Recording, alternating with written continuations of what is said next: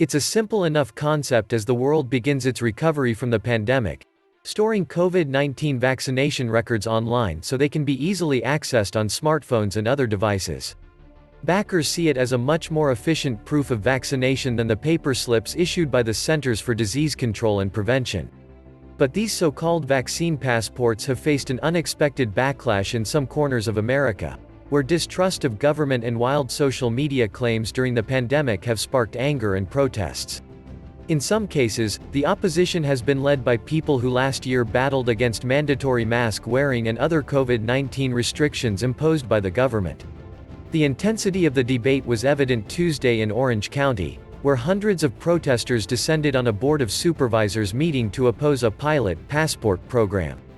Despite assurances from officials, some opponents insisted the passports could be used to track people and reveal private healthcare information, and enable the county to favor residents who chose to get vaccinated. "I will not be bullied, coerced, harassed in any way, shape or form into participating into a massive human experiment in order to fit in," one woman told the board.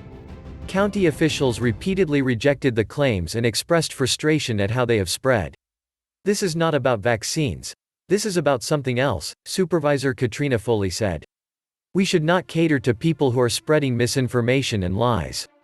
Orange County, which has for years tried to shake its reputation as a haven for political extremism, was a hotbed of opposition to mask rules and other government-imposed restrictions last year, with Governor Gavin Newsom sparring with some officials over temporary plan to close beaches. And while cases of COVID-19 have eased considerably in the county and the rest of California, grassroots skepticism about masks, vaccines and government remains a looming force.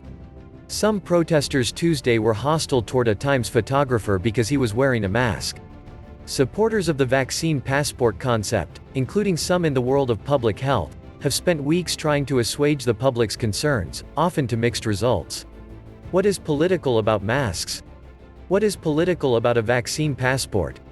Dr. John Swartzberg, a UC Berkeley infectious disease expert, said Tuesday.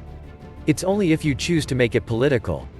Swartzberg said that many of the arguments in opposition to the passports are specious, adding that even if government entities don't institute them, they will probably grow organically out of society and businesses, particularly in sectors such as air travel in which people will want the peace of mind of knowing that their fellow passengers have been vaccinated.